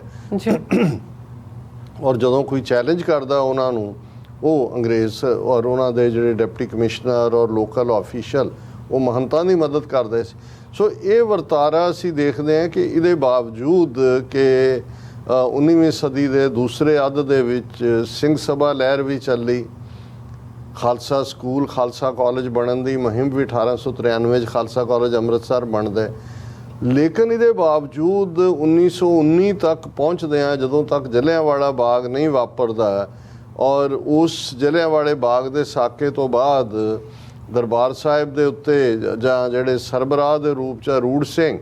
ਉਹ ਡਾਇਰ ਨੂੰ ਸਿਰੋਪਾਓ ਦੇ ਕੇ ਨਵਾਜਦੇ ਨੇ, ਔਰ ਇਸ ਦਾ ਪੰਥ ਦੇ ਵਿੱਚ ਗੁੱਸਾ ਪ੍ਰਤੀਕਰਮ ਹੁੰਦਾ। ਫਿਰ ਘਟਨਾਵਾਂ ਨਨਕਾਣਾ ਸਾਹਿਬ ਨਾਲ ਜੁੜੀਆਂ ਹੋਈਆਂ ਨੇ ਕਿ ਮਹੰਤ ਨਰੈਣੂ ਜਾਂ ਉੱਥੇ ਗਈਆਂ ਬੀਬੀਆਂ ਦੇ ਨਾਲ ਕਿਸ ਕਿਸਮ ਦਾ ਸਲੂਕ ਹੁੰਦਾ ਹੈ। ਹੋਰ ਗੁਰਦੁਆਰਿਆਂ ਤੋਂ ਵੀ ਰਿਪੋਰਟਾਂ ਆ ਰਹੀਆਂ ਸੀ, ਲੇਕਿਨ ਲਗਭਗ 70 ਸਾਲ ਦਾ ਸਮਾਂ ਲੱਗਦਾ ਹੈ ਜਦੋਂ ਕਿ ਸਿੱਖ ਕੌਮ ਇੱਕ ਜਿਹੜੀ ਆਵਾਜ਼ ਦੇ ਨਾਲ ਇਸ ਸਿੱਟੇ ਤੇ ਪਹੁੰਚਦੀ ਹੈ ਕਿ ਅਸੀਂ ਇਹ ਗੁਰਦੁਆਰੇ, ਇਤਿਹਾਸਕ ਗੁਰਦੁਆਰੇ ਮਹੰਤਾਂ ਦੇ ਕਬਜ਼ੇ ਤੋਂ ਛੁਡਾਉਣੇ ਨੇ। ਔਰ ਇਹ ਇੱਕ ਵੱਖਰਾ ਇਤਿਹਾਸ ਹੈ ਕਿ ਕਿਵੇਂ ਫਿਰ 1920 ਤੱਕ ਪਹੁੰਚਦੇ ਹਾਂ, ਜਿਹੜਾ ਅਕਾਲ ਤਖਤ ਦੀ ਰਹਿਨੁਮਾਈ ਥੱਲੇ ਸ਼੍ਰੋਮਣੀ ਗੁਰਦੁਆਰਾ ਪ੍ਰਬੰਧਕ ਕਮੇਟੀ ਕਾਇਮ ਹੁੰਦੀ ਹੈ, ਔਰ ਉਸ ਦੇ ਜਿਹੜੇ ਮੋਰਚਿਆਂ ਦਾ ਇਤਿਹਾਸ ਹੈ ਉਹ ਇੱਕ 1924 ਤੱਕ ਚੱਲਦੇ ਆ। 4 ਵਰ੍ਹੇ ਇਸ ਕਿਸਮ ਦੇ ਨੇ ਜਿਹੜਾ ਗਲੋਰੀਅਸ ਇਤਿਹਾਸ ਹੈ, ਸਿਰਫ ਅਕਾਲੀ ਦਲ ਦਾ ਹੀ ਨਹੀਂ ਜਾਂ ਸ਼੍ਰੋਮਣੀ ਕਮੇਟੀ ਦਾ ਹੀ ਨਹੀਂ, ਸਿੱਖ ਕੌਮ ਦਾ, ਕਿਉਂਕਿ ਅਕਾਲੀ ਲਫ਼ਜ਼ ਬੇਸ਼ੱਕ ਇਸ 'ਚੋਂ ਹੀ ਆਇਆ ਕਿ ਜਿਹੜੇ ਇੱਕ ਰੱਬ ਨੂੰ ਮੰਨਣ ਵਾਲੇ ਨੇ, ਉਹ ਰੱਬ ਜਿਹੜਾ ਮੌਤ ਦੇ ਵਿੱਚ ਨਹੀਂ ਆਉਂਦਾ, ਪਰ ਅਕਾਲੀ ਲਫ਼ਜ਼ ਕਿਉਂਕਿ 18ਵੀਂ ਸਦੀ ਦੇ ਇਤਿਹਾਸ 'ਚ ਫੂਲਾ ਸਿੰਘ ਜਿਹੜੇ ਔਰ ਨਿਹੰਗ ਜਥੇ ਸਾਡੇ ਜਿਹੜੇ ਜੰਗ ਦੇ ਮੈਦਾਨ 'ਚ ਜੂਝਦੇ ਆ, ਅਕਾਲ ਗਜਾਉਂਦੇ ਸੀ, ਉਹਨਾਂ ਦੇ ਨਾਲ ਜੁੜਿਆ ਹੋਇਆ ਅਕਾਲੀ ਲਫ਼ਜ਼। ਇਸ ਲਈ ਅਸੀਂ ਅਕਾਲੀ ਫੂਲਾ ਸਿੰਘ ਉਹਨਾਂ ਨੂੰ ਇੱਕ ਆਈਡੀਅਲ ਸਿੱਖ ਦੇ ਤੌਰ ਤੇ ਨਹੀਂ, ਜਦੋਂ ਵੀ ਈਵਨ ਜਥੇਦਾਰ ਅਕਾਲ ਤਖਤ ਦੀ ਗੱਲ ਹੁੰਦੀ ਹੈ ਤੇ ਅਕਾਲੀ ਫੂਲਾ ਸਿੰਘ ਦਾ ਨਾਮ ਆਉਂਦਾ, ਔਰ ਅਕਾਲੀ ਬਾਣਾ ਨੀਲਾ ਬਾਣਾ ਸੀ। ਔਰ ਇਸ ਲਈ ਇਹ ਜਿਹੜੀ ਧਿਰ ਹੋਂਦ ਦੇ ਵਿੱਚ ਆਈ ਸ਼੍ਰੋਮਣੀ ਅਕਾਲੀ ਦਲ ਦੇ ਰੂਪ 'ਚ ਔਰ ਸ਼੍ਰੋਮਣੀ ਕਮੇਟੀ ਦੇ, ਇਹਨਾਂ ਨੇ ਸਾਰਾ ਬਾਣਾ ਤਾਂ ਨੀਲਾ ਨਹੀਂ ਰੱਖਿਆ, ਘੱਟੋ ਘੱਟ ਪੱਗ ਦਾ ਰੰਗ ਜ਼ਰੂਰ ਨੀਲਾ ਰੱਖਿਆ। ਇਸ ਲਈ ਅੱਜ ਵੀ, ਹੁਣ ਤਾਂ ਖੈਰ ਬੜੇ ਮਾਡਰਨ ਸਟਾਈਲ ਹੋ ਗਏ ਨੇ, ਕਈ ਰੰਗਾਂ ਵਾਲੇ ਅਕਾਲੀ ਨਿਕਲ ਆਏ, ਕਿਰਦਾਰ ਪੱਖੋਂ ਵੀ ਤੇ ਸ਼ਕਲਾਂ ਪੱਖੋਂ ਵੀ। ਲੇਕਿਨ ਨੀਲਾ ਰੰਗ ਜਿਹੜਾ ਸੀ ਇਹ ਉਸ ਅਕਾਲ ਦੀ ਫੌਜ, ਅਕਾਲੀ ਫੌਜ ਦੀ ਰਹਿਨੁਮਾਈ ਕਰਨ ਵਾਲਾ। ਔਰ ਇਹਦੇ 'ਚ ਕੋਈ ਸ਼ੱਕ ਨਹੀਂ ਹੈ ਵੀ ਫਿਰ ਸਿੱਖ ਕੌਮ ਨੇ ਜਿਵੇਂ ਅਮਨ ਪਸੰਦ ਤਰੀਕੇ ਨਾਲ, ਸ਼ਾਂਤਮਈ ਤਰੀਕੇ ਨਾਲ ਗੁਰਦੁਆਰਿਆਂ ਦੀ ਆਜ਼ਾਦੀ ਦੇ ਲਈ ਕੁਰਬਾਨੀਆਂ ਕੀਤੀਆਂ, ਉਸ ਦੇ ਅੱਗੇ ਫਿਰ ਇਕੱਲਾ ਇਹੀ ਨਹੀਂ ਕਿ ਬ੍ਰਿਟਿਸ਼ ਸਾਮਰਾਜ ਝੁਕਣ ਤੇ ਮਜਬੂਰ ਹੋਇਆ। ਈਵਨ ਗਾਂਧੀ ਵਰਗਾ ਔਰ ਨਹਿਰੂ ਔਰ ਮੋਤੀ ਲਾਲ ਨਹਿਰੂ ਦਾ ਪਿਓ, ਉਹਨਾਂ ਨੇ ਕਿਵੇਂ ਇਸ ਮੂਵਮੈਂਟ ਦੇ ਸਿਰੋਂ ਫਿਰ ਆਪਣੀ ਕਾਂਗਰਸ ਨੂੰ ਮਜ਼ਬੂਤ ਕੀਤਾ, ਕਿਵੇਂ ਲੇਟਰ ਔਨ ਜਦੋਂ ਕਿ 1924 ਦੇ ਵਿੱਚ ਜਿਹੜਾ ਅੰਗਰੇਜ਼ ਸਰਕਾਰ ਜੈਤੋ ਦੇ ਮੋਰਚੇ ਤੋਂ ਬਾਅਦ ਗੁਰਦੁਆਰਾ ਐਕਟ ਬਣਾਉਣ ਦੇ ਲਈ ਮਜਬੂਰ ਹੁੰਦੀ ਹੈ, 1925 'ਚ ਗੈਜ਼ਟ 'ਚ ਹੋ ਜਾਂਦਾ ਹੈ ਜਿਹੜਾ ਗੁਰਦੁਆਰਾ ਐਕਟ, ਜਿਹਦੇ ਥੱਲੇ ਫਿਰ ਸ਼੍ਰੋਮਣੀ ਗੁਰਦੁਆਰਾ ਪ੍ਰਬੰਧਕ ਕਮੇਟੀ, ਜਿਹੜੀ ਬੇਸ਼ੱਕ 1920 'ਚ ਹੋਂਦ 'ਚ ਆਈ ਸੀ, ਪਰ ਕੁਝ ਸਮੇਂ ਬਾਅਦ ਹੀ ਉਹਨੂੰ ਬ੍ਰਿਟਿਸ਼ ਗਵਰਨਮੈਂਟ ਨੇ ਗੈਰ ਕਾਨੂੰਨੀ ਐਲਾਨ ਦਿੱਤਾ ਸੀ ਜਦੋਂ ਟਕਰਾਅ ਦੀ ਲਾਈਨ ਸ਼ੁਰੂ ਹੋਈ ਬ੍ਰਿਟਿਸ਼ ਸਪੋਰਟਡ ਮਹੰਤਾਂ ਦੇ ਨਾਲ। ਪਰ ਫਿਰ ਉਹ ਬੈਨ ਖਤਮ ਹੋਇਆ ਔਰ ਉਹੀ ਜਿਹਨੂੰ ਗੁਰਦੁਆਰਾ ਮੈਨੇਜਮੈਂਟ ਬੋਰਡ ਵਰਗਾ ਕੋਈ ਨਾਂ ਦੇ ਕੇ ਗੁਰਦੁਆਰਾ ਐਕਟ ਬਣਿਆ ਸੀ, ਉਹ ਵਾਪਸ ਸ਼੍ਰੋਮਣੀ ਗੁਰਦੁਆਰਾ ਪ੍ਰਬੰਧਕ ਕਮੇਟੀ ਦੇ ਰੂਪ ਦੇ ਵਿੱਚ ਅਸੀਂ ਪਿਛਲੇ 100 ਸਾਲ ਦਾ ਸਫ਼ਰ ਦੇਖਦੇ ਕਿ ਭਾਈ ਉਹ ਕਿਹਨਾਂ ਪੜਾਵਾਂ 'ਚੋਂ ਸ਼੍ਰੋਮਣੀ ਕਮੇਟੀ ਲੰਘੇ। ਔਰ ਇਹਦੇ 'ਚ ਕੋਈ ਸ਼ੱਕ ਨਹੀਂ ਹੈ ਕਿ ਜੇ ਸੀਨੀਅਰਟੀ ਦੇ ਲਿਹਾਜ਼ ਨਾਲ ਦੇਖਿਆ ਜਾਏ ਤੇ ਸ਼੍ਰੋਮਣੀ ਅਕਾਲੀ ਦਲ ਪਹਿਲਾਂ ਹੋਂਦ 'ਚ ਆਉਂਦਾ ਹੈ, ਸ਼੍ਰੋਮਣੀ ਗੁਰਦੁਆਰਾ ਪ੍ਰਬੰਧਕ ਕਮੇਟੀ ਬਾਅਦ 'ਚ ਹੋਂਦ 'ਚ ਆਉਂਦੀ ਹੈ। ਔਰ ਜਿਹੜੇ ਮੋਰਚੇ ਸ਼੍ਰੋਮਣੀ ਕਮੇਟੀ ਦੇ ਰਾਹੀਂ ਜਿਹੜੇ ਨੇ ਲਾਏ ਗਏ, ਔਰ ਜ਼ਾਹਰ ਹੈ ਮੋਟੀਵੇਸ਼ਨ ਫੋਰਸ ਸ਼੍ਰੋਮਣੀ ਅਕਾਲੀ ਦਲ ਸੀ, ਉਹਨਾਂ ਦੇ ਵਿੱਚ ਮੁੱਖ ਤੌਰ ਦੇ ਉੱਤੇ ਅਸੀਂ ਚਾਬੀਆਂ ਦਾ ਮੋਰਚਾ, ਸਾਕਾ ਨਨਕਾਣਾ ਸਾਹਿਬ, ਗੁਰੂ ਕੇ ਬਾਗ ਦਾ ਮੋਰਚਾ, ਪੰਜਾ ਸਾਹਿਬ ਦਾ ਮੋਰਚਾ ਔਰ ਫਿਰ ਜੈਤੋ ਦਾ ਮੋਰਚਾ ਜਿਹੜਾ ਇਹਨਾਂ ਨੂੰ ਪ੍ਰਮੁੱਖ ਤੌਰ ਤੇ ਰੱਖਦੇ ਆ। ਬਾਕੀ ਹੋਰ ਵੀ ਜਿਹੜੇ ਹੋਰ ਟਕਰਾਅ ਦੀ ਲਾਈਨ ਹੈ, ਪਰ ਇਹ ਉਹ ਮੋਰਚਾ ਇਹਨਾਂ ਨੂੰ ਇਸ ਲਈ ਕਿਹਾ ਜਾਂਦਾ ਹੈ ਜਦੋਂ ਕਿ ਅਕਾਲ ਤਖਤ ਸਾਹਿਬ ਤੋਂ ਪ੍ਰੋਪਰ ਐਲਾਨ ਕਰਕੇ ਕਿ ਭਾਈ ਪੰਥ ਨੇ ਮੋਰਚਾ ਲਾਇਆ, ਅਕਾਲੀ ਜਥੇ ਜਿਹੜੇ ਨੇ ਸ਼ਾਂਤਮਈ ਰਹਿਣ ਦੀ, ਅਮਨ ਦੇ ਵਿੱਚ ਰਹਿਣ ਦੀ ਜਿਹੜਾ ਅਰਦਾਸ ਕਰਕੇ ਤੁਰਦੇ ਸੀ, ਮਾਰਚ ਕਰਦੇ ਸੀ, ਜਿੱਥੇ ਉਹਨਾਂ ਦੇ ਜਿਹੜੀਆਂ ਧਾਰਾਵਾਂ ਅੰਗਰੇਜ਼ਾਂ ਨੇ ਲਾਈਆਂ ਸੀ ਉੱਥੇ ਪਹੁੰਚਦੇ ਸੀ, ਉੱਥੇ ਉਹਨਾਂ ਦੀ ਜਾਂ ਗ੍ਰਿਫਤਾਰੀ, ਮਾਰ ਕੁਟਾਈ, ਦੂਜਾ ਸਾਰਾ ਸ਼ੁਰੂ ਹੁੰਦਾ ਸੀ। ਗੁਰੂ ਕੇ ਬਾਗ ਦੇ ਮੋਰਚੇ ਦੀ ਅਸੀਂ ਅੱਜ ਗੱਲ ਕਰ ਰਹੇ ਕਿ ਅੱਜ ਤੋਂ ਠੀਕ 100 ਸਾਲ ਪਹਿਲਾਂ ਅੱਜ ਦੇ ਦਿਨ ਗੁਰੂ ਕਾ ਬਾਗ, ਹੁਣ ਇਹ ਮੈਂ ਦੱਸਦੇ ਹਾਂ ਕਿ ਇਹ ਅੰਮ੍ਰਿਤਸਰ ਤੋਂ ਲਗਭਗ 20 ਮੀਲ ਦੀ ਵਿੱਥ ਦੇ ਉੱਤੇ ਜਾਂ 20 ਕਿਲੋਮੀਟਰ ਹੋਏਗਾ ਵਿੱਥ ਦੇ ਉੱਤੇ, ਜਿਹੜਾ ਅਜਨਾਲਾ ਤਹਿਸੀਲ ਦੇ ਵਿੱਚ ਇੱਕੋ ਇਤਿਹਾਸਕ ਗੁਰਧਾਮ ਹੈ ਜਿੱਥੇ ਪੰਜਵੇਂ ਪਾਤਸ਼ਾਹ ਗੁਰੂ ਅਰਜਨ ਸਾਹਿਬ ਨੇ ਚਰਨ ਪਾਏ। ਉਦੋਂ ਇਸ ਦਾ ਨਾਂ ਗੁਰੂ ਕੀ ਰੋਡ ਸੀ, ਜ਼ਾਹਰ ਹੈ ਕਿ ਵੀ ਧਰਤੀ ਬੰਜਰ ਹੋਏਗੀ। ਫਿਰ 9ਵੇਂ ਪਾਤਸ਼ਾਹ ਗੁਰੂ ਤੇਗ ਬਹਾਦਰ ਸਾਹਿਬ ਵੀ ਉਸ ਧਰਤੀ ਦੇ ਉੱਤੇ ਆਏ ਔਰ ਉਹਨਾਂ ਨੇ ਹਦਾਇਤ ਕੀਤੀ ਕਿ ਭਾਈ ਇਸ ਥਾਂ ਦੇ ਉੱਤੇ ਖੂਬਸੂਰਤ ਹਰ ਕਿਸਮ ਦੇ ਫਲ ਫਰੂਟ ਔਰ ਜੰਗਲੀ ਬ੍ਰਿਕਸ਼ ਜਿਹੜੇ ਛਾਂ ਦੇਣ ਵਾਲੇ ਨੇ ਉਹ ਲਾਏ ਜਾਣ, ਜਿਸ ਦੇ ਲਈ ਜ਼ਾਹਰ ਹੈ ਕਿ ਜਦੋਂ ਗਾਰਡਨ ਹੁੰਦਾ ਤਾਂ ਉਹਨੂੰ ਅਸੀਂ ਬਾਗ ਕਹਿੰਦੇ। ਔਰ ਇਸ ਤਰ੍ਹਾਂ ਇਹ 9ਵੇਂ ਪਾਤਸ਼ਾਹ ਦੇ ਵੇਲੇ ਗੁਰੂ ਕੇ ਬਾਗ ਤੋਂ, ਗੁਰੂ ਕੇ ਰੋਡ ਤੋਂ ਗੁਰੂ ਕੇ ਬਾਗ ਦੇ ਰੂਪ ਦੇ ਵਿੱਚ ਪ੍ਰਸਿੱਧ ਗੁਰਦੁਆਰਾ ਸਾਹਿਬ ਬਣਦਾ ਹੈ। 9 ਮੰਜ਼ਿਲਾ ਗੁਰਦੁਆਰਾ ਸਾਹਿਬ ਬਾਅਦ ਦੇ ਵਿੱਚ ਉਸਾਰਿਆ ਜਾਂਦਾ ਹੈ। ਲੇਕਿਨ 18ਵੀਂ ਸਦੀ ਦੇ ਵਿੱਚ ਜਦੋਂ ਸਿੱਖ ਆਪਣੀ ਸਰਵਾਈਵਲ ਦੀ ਲੜਾਈ ਲੜ ਰਹੇ ਸੀ ਮੁਗਲਿਆ ਸਲਤਨਤ ਦੇ ਖਿਲਾਫ, ਇਹਨੂੰ ਢਾਹ ਢੇਰੀ ਕੀਤਾ ਜਾਂਦਾ ਹੈ। ਸਿੱਖ ਰਾਜ ਕਾਇਮ ਹੋਣ ਤੋਂ ਬਾਅਦ ਜ਼ਾਹਰ ਹੈ ਇਲਾਕਾ ਸਿੱਖ ਰਾਜ ਦਾ ਹਿੱਸਾ ਸੀ। ਗੁਰਦੁਆਰੇ ਦੇ ਨਾਲ ਗੁਰਦੁਆਰੇ ਦੀ ਖੂਬਸੂਰਤ ਮੁੜ ਤਾਮੀਰ ਕਰਵਾਈ ਜਾਂਦੀ ਹੈ ਔਰ ਬਹੁਤ ਸਾਰੀ ਜ਼ਮੀਨ ਵੀ ਜਿਹੜੀ ਹੈ ਗੁਰਦੁਆਰਾ ਸਾਹਿਬ ਦੇ ਨਾਲ ਲਾਈ ਜਾਂਦੀ ਹੈ। ਹੁਣ ਜਦੋਂ ਅਕਾਲੀ ਲਹਿਰ ਗੁਰਦੁਆਰਾ ਮੂਵਮੈਂਟ ਦੀ, ਗੁਰਦੁਆਰਾ ਰਿਫਾਰਮ ਮੂਵਮੈਂਟ ਦੀ ਸ਼ੁਰੂ ਹੁੰਦੀ ਹੈ ਤੇ ਇਸ ਗੁਰਦੁਆਰਾ ਸਾਹਿਬ ਦਾ ਕੰਟਰੋਲ ਵੀ ਇੱਕ ਮਹੰਤ ਕੋਲ ਹੈ ਜਿਹਦਾ ਨਾਮ ਮਹੰਤ ਸੁੰਦਰਦਾਸ ਹੈ, ਜਿਹੜਾ ਵਿਭਚਾਰੀ ਹੈ, ਦੁਰਾਚਾਰੀ ਹੈ, ਮਨਮਰਜ਼ੀਆਂ ਕਰਦਾ ਹੈ। ਔਰ ਇੱਕ ਉਹਨੂੰ ਸਜੇ ਦੀਵਾਨ ਦੇ ਵਿੱਚ 31 ਜਨਵਰੀ 1921 ਨੂੰ ਮਹੰਤ ਨੂੰ ਸੱਦ ਕੇ ਜਿਹੜਾ ਸੰਗਤ ਦੇ ਵਿੱਚ ਕਿ ਉਹ ਮੰਨ ਜਾਂਦਾ ਹੈ ਕਿ ਜੀ ਠੀਕ ਹੈ ਮੈਂ ਸੁਧਾਰ ਕਰਾਂਗਾ, ਗੁਰਦੁਆਰੇ ਦਾ ਪ੍ਰਬੰਧ ਵੀ ਉਹ ਦੇਣ ਨੂੰ ਤਿਆਰ ਹੋ ਜਾਂਦਾ ਹੈ। ਲੇਕਿਨ ਹੌਲੀ ਕਿਉਂਕਿ ਅੰਗਰੇਜ਼ੀ ਸਾਮਰਾਜ ਜਿਹੜਾ ਘਬਰਾਇਆ ਹੋਇਆ ਸੀ ਸਿੱਖਾਂ ਦੀ ਤਾਕਤ ਤੋਂ, ਜਲਿਆਂਵਾਲੇ ਬਾਗ ਤੋਂ ਬਾਅਦ ਸਾਕਾ ਨਨਕਾਣਾ ਸਾਹਿਬ ਦੇ ਵਿੱਚ ਜਿਵੇਂ ਸਿੱਖਾਂ ਨੇ ਪੀਸਫੁਲੀ ਸ਼ਹੀਦੀਆਂ ਦਿੱਤੀਆਂ, ਹੁਣ ਮਹੰਤ ਨਰੈਣੂ ਜਿਹੜਾ ਨਨਕਾਣਾ ਸਾਹਿਬ ਦਾ ਮਹੰਤ ਸੀ, ਉਸ ਦੀ ਪੁਸ਼ਤਪਨਾਈ ਵੀ ਜਿਹੜਾ ਲਾਹੌਰ ਦਾ ਕਮਿਸ਼ਨਰ ਹੈ ਉਹ ਕੰਗ ਕਰ ਰਿਹਾ ਸੀ।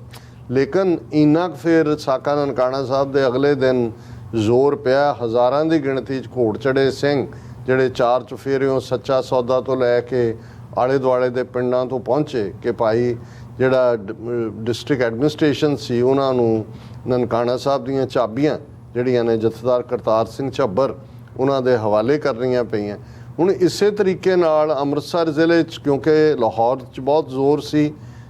ਅਕਾਲੀਆਂ ਦਾ, ਸਿੱਖਾਂ ਦੇ ਪੂਰੇ ਜਥਿਆਂ ਦੇ ਜਥੇ ਹਰ ਥਾਂ ਪਹੁੰਚ ਜਾਂਦੇ ਸੀ। ਅੰਮ੍ਰਿਤਸਰ ਜ਼ਿਲ੍ਹਾ ਤਾਂ ਨਰਸਰੀ ਹੈ ਸਿੱਖੀ ਦੀ। ਹੁਣ ਉਹਦੇ 'ਚ ਵੀ ਜਿਹੜਾ ਉੱਥੋਂ ਦਾ ਡਿਪਟੀ ਕਮਿਸ਼ਨਰ ਸੀ ਮਿਸਟਰ ਡਨੈਟ,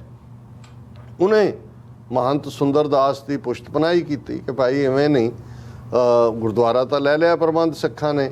ਲੇਕਿਨ ਜਦੋਂ ਅਗਲੇ ਦਿਨ ਅਸੀਂ ਇਸ 8 ਅਗਸਤ ਦੀ ਗੱਲ ਕਰ ਰਹੇ ਹਾਂ, 8 ਅਗਸਤ 1950 ਹੈ, ਗੁਰਦੁਆਰਿਆਂ ਦੇ ਵਿੱਚ ਲੰਗਰ ਉਹਦਾ ਹਿੱਸਾ ਹੁੰਦਾ। ਸੋ ਜਿਹੜੀ ਜ਼ਮੀਨ ਗੁਰਦੁਆਰੇ ਦੇ ਨਾਲ ਲੱਗਦੀ ਸੀ ਉਹਦੇ 'ਚ ਸੁੱਕੀਆਂ ਕਿੱਕਰਾਂ ਖੜੀਆਂ ਸੀ ਔਰ 5 ਸਿੰਘ ਜਿਹੜੇ ਨੇ ਉਹ 8 ਅਗਸਤ ਨੂੰ 1922 ਨੂੰ ਜਦੋਂ ਕਿੱਕਰਾਂ ਦੀ ਨੂੰ ਵੱਢਣ ਜਾਂਦੇ ਨੇ ਤੇ ਉਹ ਮਹੰਤ ਰਾਹੀਂ ਜਿਹੜੀ ਹੈ ਉਹ ਰਿਪੋਰਟ ਕਰਵਾ ਦਿੱਤੀ ਜਾਂਦੀ ਹੈ, ਜੀ ਇਹ ਜ਼ਮੀਨ ਤਾਂ ਮੇਰੀ ਹੈ ਔਰ ਇਸ ਦੇ ਉੱਤੇ ਇਹਨਾਂ ਨੇ ਇਲੀਗਲੀ ਜਿਹੜਾ ਆ ਕੇ ਧਾਵਾ ਬੋਲਿਆ ਔਰ ਜ਼ਬਰਦਸਤੀ ਲੱਕੜਾਂ ਵੱਢੀਆਂ ਨੇ। ਉਹਨਾਂ 5 ਸਿੰਘਾਂ ਨੂੰ ਗ੍ਰਿਫਤਾਰ ਕਰ ਲਿਆ ਜਾਂਦਾ, ਫੌਰਨ ਜਿਹੜਾ ਮੈਜਿਸਟ੍ਰੇਟ ਦੇ ਸਾਹਮਣੇ ਪੇਸ਼ ਕਰਕੇ 6-6 ਮਹੀਨੇ ਦੀ ਕੈਦ ਔਰ ਜਿਹੜਾ 50 ਰੁਪਏ ਹਰ ਇੱਕ ਨੂੰ ਜੁਰਮਾਨਾ ਕੀਤਾ ਜਾਂਦਾ। ਉਸ ਜ਼ਮਾਨੇ 'ਚ ਬਹੁਤ ਸੀ ਔਰ ਇਹੀ ਫੌਰਨ ਜਦੋਂ ਇਹ ਖਬਰ ਸ਼੍ਰੋਮਣੀ ਕਮੇਟੀ ਦੇ ਜਿਹੜੇ ਕਾਰਕੁਨ ਨੇ, ਅਹੁਦੇਦਾਰ ਨੇ, ਉਹਨਾਂ ਤੱਕ ਪਹੁੰਚਦੀ ਹੈ, ਉਸੇ ਸ਼ਾਮ ਅਕਾਲ ਤਖਤ ਦੇ ਉੱਤੇ ਮੀਟਿੰਗ ਸੱਦੀ ਜਾਂਦੀ ਹੈ ਔਰ ਮੋਰਚੇ ਦਾ ਐਲਾਨ ਕਰ ਦਿੱਤਾ ਜਾਂਦਾ ਹੈ ਕਿ ਭਾਈ ਅਗਲੇ ਦਿਨ ਤੋਂ ਜਿਹੜਾ 5-5 ਸਿੰਘਾਂ ਦਾ ਜਥਾ ਗ੍ਰਿਫਤਾਰੀ ਦੇਣ ਜਾਏਗਾ। ਇਸ ਲਈ 8 ਅਗਸਤ ਦੇ ਇਸ ਵਾਕਿਆ ਤੋਂ ਬਾਅਦ 9 ਅਗਸਤ ਨੂੰ ਜਿਹੜਾ ਅੱਜ ਦਾ ਦਿਨ ਹੈ, 100 ਸਾਲ ਪਹਿਲਾਂ ਇਹ ਗੁਰੂ ਕੇ ਬਾਗ ਦੇ ਮੋਰਚੇ ਦੀ ਸ਼ੁਰੂਆਤ ਹੁੰਦੀ ਹੈ ਔਰ ਇਹ ਜਿਹੜਾ ਚੱਲਦਾ ਆਲਮੋਸਟ ਜਦੋਂ ਤੱਕ ਇਹ ਮੋਰਚਾ ਫਤਹ ਹੁੰਦਾ ਹੈ, ਸਤੰਬਰ ਤੱਕ ਪਹੁੰਚਦੇ ਆ, ਇਹ ਇੱਕ ਇੰਟਰਨੈਸ਼ਨਲ ਲੈਵਲ ਦੀ ਜਿਹੜੀ ਸਿੱਖਾਂ ਦੀ ਪਛਾਣ ਦਾ, ਬ੍ਰਿਟਿਸ਼ ਫੋਰਸਿਸ ਦੇ ਜ਼ੁਲਮ ਦਾ ਔਰ ਸਿੱਖਾਂ ਵੱਲੋਂ ਪੀਸਫੁਲੀ ਜ਼ੁਲਮ ਸਹਿਣ ਦੀ ਇੰਤਹਾ ਦਾ ਸਿੰਬਲ ਬਣ ਜਾਂਦਾ ਹੈ ਗੁਰੂ ਕੇ ਬਾਗ ਦਾ ਮੋਰਚਾ, ਕਿਉਂਕਿ ਇਹ ਜਥੇ 5-5 ਤੋਂ ਫਿਰ 100 ਤੱਕ ਪਹੁੰਚ ਜਾਂਦੇ ਨੇ।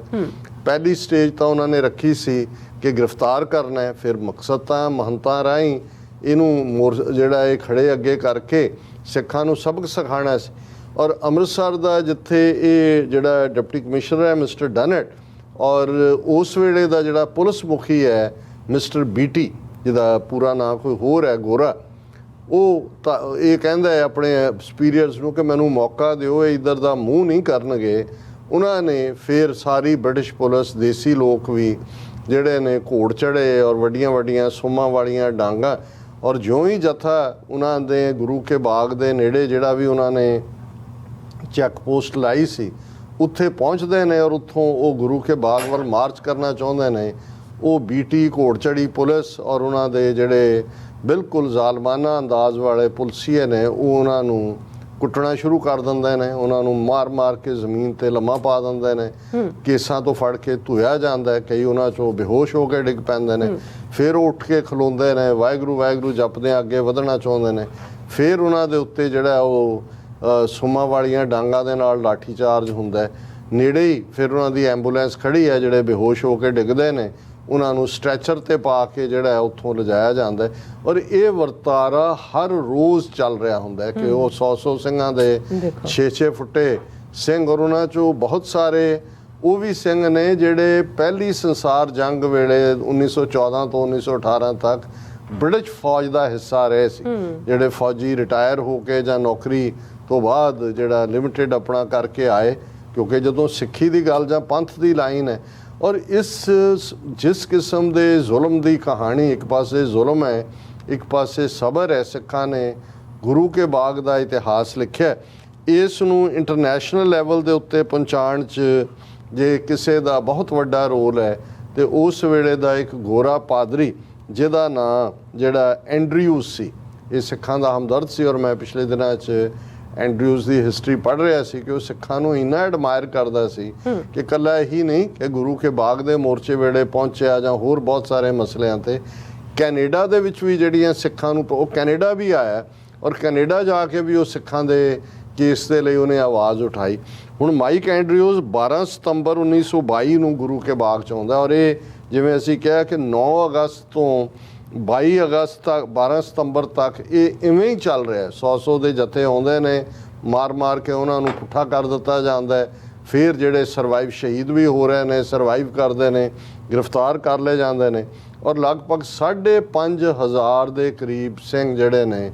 ਇਸ ਮੌਕੇ ਤੱਕ ਗ੍ਰਿਫਤਾਰ ਔਰ ਮਾਰ ਕੁਟਾਈ। ਜਿਹੜੇ ਗ੍ਰਿਫਤਾਰ ਵੀ ਨੇ ਉਹ ਗੰਭੀਰ ਜ਼ਖਮੀ, ਲੱਤਾਂ ਬਾਹਾਂ ਟੁੱਟੀਆਂ ਹੋਈਆਂ। ਔਰ ਦੂਸਰਾ ਹੁਣ ਜਦੋਂ ਇਹ 22 ਸਤੰਬਰ ਨੂੰ ਜਿਹੜਾ ਉਹ 12 ਸਤੰਬਰ ਨੂੰ ਉੱਥੇ ਆਉਂਦਾ ਤੇ ਉਸ ਬਾਰੇ ਇਹ ਹੈ ਕਿ ਭਾਈ ਉਹ ਪੁਲਿਸ ਦਾ ਤਸ਼ੱਦਦ ਦੇਖ ਕੇ ਰੋ ਪੈਂਦਾ। ਉਹ ਅਗਲੇ ਦਿਨ ਹੀ ਜਾ ਕੇ, ਕਿਉਂਕਿ ਹਾਈ-ਫਾਈ ਵੀ ਸੀ, ਉਹ ਗਵਰਨਰ ਪੰਜਾਬ ਨੂੰ ਮਿਲਦਾ ਔਰ ਉਸ ਨੂੰ ਉਹ ਦੇਖ ਕੇ, ਔਰ ਇਹਨੇ ਜਿਹੜਾ ਐਂਡਰਿਊ ਨੇ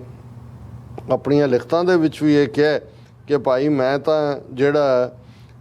ਜੇ ਇੱਕ ਜੀਸਸ ਦੇ ਸਲੀਬ ਤੇ ਚੜ੍ਹਨ ਦੀ ਕਹਾਣੀ ਦੇ ਥੱਲੇ ਅਸੀਂ ਸਮੁੱਚੀ ਈਸਾਈਅਤ ਦਾ ਇਤਿਹਾਸ ਸਿਰਜਿਆ, ਮੈਂ ਤਾਂ ਜੀਸਸ ਦੇ ਹਜ਼ਾਰਾਂ ਵੀਰਾਂ ਨੂੰ ਦੇਖਿਆ ਜਿਹੜੇ ਕਿਸ ਕਦਰ ਜਿਹੜਾ ਬਿਲਕੁਲ ਅਮਨ ਪਸੰਦ ਤਰੀਕੇ ਨਾਲ, ਜਿਨ੍ਹਾਂ ਦੇ ਚਿਹਰਿਆਂ ਤੇ ਰੱਬੀ ਜਲਾਲ ਹੈ, ਜਿਨ੍ਹਾਂ ਦੇ ਮੂੰਹ ਚੋਂ ਰੱਬ ਦਾ ਨਾਂ ਨਿਕਲਦਾ ਹੈ ਔਰ ਇਹ ਬ੍ਰਿਟਿਸ਼ ਜਿਹੜਾ ਜ਼ੁਲਮ ਹੈ ਉਸ ਦੇ ਸਾਹਮਣੇ ਖਲੋਤੇ ਨੇ। ਔਰ ਇਹ ਜਿਹੜੀ ਐਂਡਰਿਊ ਦੀ ਸਾਰੀ ਕਹਾਣੀ ਹੈ ਇਸ ਨੂੰ ਜਿਹੜਾ ਦੁਨੀਆ ਭਰ ਦੇ ਵਿੱਚ ਜਿਹੜਾ ਉਹ ਬਿਆਨਿਆ ਜਾਂਦਾ ਹੈ ਔਰ ਨਤੀਜੇ ਦੇ ਤੌਰ ਤੇ ਅਗਲੇ ਦਿਨ ਹੀ ਫਿਰ ਉਹ 12 ਸਤੰਬਰ ਨੂੰ ਵਿਜ਼ਿਟ ਕਰਦਾ ਹੈ ਤੇ 14 ਸਤੰਬਰ ਤੋਂ ਪੁਲਿਸ ਤਸ਼ੱਦਦ ਬੰਦ ਹੋ ਜਾਂਦਾ ਹੈ, ਲੇਕਿਨ ਗ੍ਰਿਫਤਾਰੀਆਂ ਦਾ ਸਿਲਸਿਲਾ ਜਿਹੜਾ ਹੈ ਸ਼ੁਰੂ ਹੋ ਜਾਂਦਾ ਹੈ। ਔਰ ਇਹ ਸਾਰੇ ਪੀਰੀਅਡ 'ਚ ਹੁਣ ਅੰਗਰੇਜ਼ਾਂ ਦੇ ਮੂੰਹ 'ਚ ਕੋੜ ਕਿਰਲੀ ਵਾਲਾ ਹਾਲ ਹੈ ਕਿ ਉਹ ਕੀ ਕਰਨ ਤੇ ਕੀ ਨਾ ਕਰਨ। ਤੇ ਉਹਨਾਂ ਨੇ ਫਾਈਨਲੀ ਜਿਹੜਾ ਸਰ ਗੰਗਾ ਰਾਮ, ਜਿਹਨਾਂ ਜਦੋਂ ਲਾਹੌਰ ਦੀ ਗੱਲ ਹੁੰਦੀ ਹੈ ਵੀ ਕਿੰਨੀ ਵੱਡੀ ਕੰਟਰੀਬਿਊਸ਼ਨ ਹੈ ਸਰ ਗੰਗਾ ਰਾਮ ਦੀ, ਇਹ ਇੱਕ ਬਹੁਤ ਅਮੀਰ ਇੰਜੀਨੀਅਰ ਔਰ ਜਿਹਨੇ ਬਹੁਤ ਕੁਝ ਦਿੱਤਾ ਹੈ, ਉਹਨੂੰ ਵਿੱਚ ਪਾਇਆ ਜਾਂਦਾ ਹੈ ਔਰ ਉਹ 1 ਸਾਲ ਲਈ ਜਿਹੜੀ ਜ਼ਮੀਨ ਹੈ ਉਹ ਪਟੇ ਤੇ ਲੈ ਲੈਂਦਾ ਮਹੰਤ ਤੋਂ। ਅੰਗਰੇਜ਼ ਇਹ ਵੀ ਨਹੀਂ ਸੀ ਪ੍ਰਭਾਵ ਦੇਣਾ ਚਾਹੁੰਦੇ ਵੀ ਸਿੱਧਾ ਜੀ ਕਾਨੂੰਨ ਦੀ ਗੱਲ ਅਸੀਂ ਕਰ ਰਹੇ ਹਾਂ, ਔਰ ਉਹ ਗੰਗਾ ਰਾਮ ਫਿਰ ਉਹ ਜ਼ਮੀਨ ਸਿੱਖਾਂ ਨੂੰ ਡੋਨੇਟ ਕਰ ਦਿੰਦਾ। ਹਾਲਾਂ ਪਹਿਲਾਂ ਹੀ ਗੁਰਦੁਆਰੇ ਦੀ ਜ਼ਮੀਨ ਸੀ, ਪਟੇ ਤੇ ਲੈਣ ਦਾ ਤਾਂ ਡਰਾਮਾ ਕੀਤਾ ਗਿਆ ਸੀ। ਲੇਕਿਨ ਜਿਹੜਾ CF ਐਂਡਰਿਊਜ਼ ਨੇ ਜਿਹੜਾ ਲਿਖਿਆ, ਉਹ ਮੈਂ ਇੱਕ ਲਾਈਨ ਜਿਹੜੀ ਕਿ ਉਹ ਪੰਜਾਬੀ ਟਰਾਂਸਲੇਸ਼ਨ ਕੀਤੀ ਹੋਈ ਹੈ, ਉਹਨੇ ਇਹ ਕਿਹਾ ਕਿ ਵੀ ਉਹਨੇ ਕਿਹਾ ਕਿ ਮੈਂ 21 ਮਸੀਹਾ ਤਾਰੀਖ ਵਿੱਚ ਸੂਲੀ ਚੜ੍ਹਦਾ ਸੁਣਿਆ ਸੀ, ਪਰ ਅੱਖਾਂ ਸਾਹਮਣੇ ਸੈਂਕੜੇ ਮਸੀਹੇ ਤਸੀਹੇ ਚੱਲਦੇ ਮੈਂ ਦੇਖੇ ਨੇ। ਔਰ ਇਹ ਜਿਹੜਾ ਉਹਨਾਂ ਦਾ ਲਿਖਤ, ਉਹਨਾਂ ਦਾ ਪੂਰਾ ਆਰਟੀਕਲ ਹੈ ਇਸ ਦੇ ਉੱਤੇ, ਜਿਹੜਾ ਈਵਨ ਅਮਰੀਕਾ ਦੇ ਵਿੱਚ ਉਸ ਵੇਲੇ ਜਿਹੜੇ ਪ੍ਰਮੁੱਖ ਅਖਬਾਰ ਸੀ, ਸ਼ਾਇਦ ਸ਼ਿਕਾਗੋ ਟਾਈਮਜ਼ ਜਾਂ ਦੂਜੇ, ਉਹਨਾਂ ਨੇ ਵੀ ਛਾਪੇ। ਹੁਣ ਇਹ ਜਿਹੜਾ ਇਸ ਤਰੀਕੇ ਨਾਲ ਇਹ ਮੋਰਚਾ ਫਤਹ ਹੁੰਦਾ ਹੈ। 6,000 5,500 ਤੋਂ 6,000 ਸਿੰਘ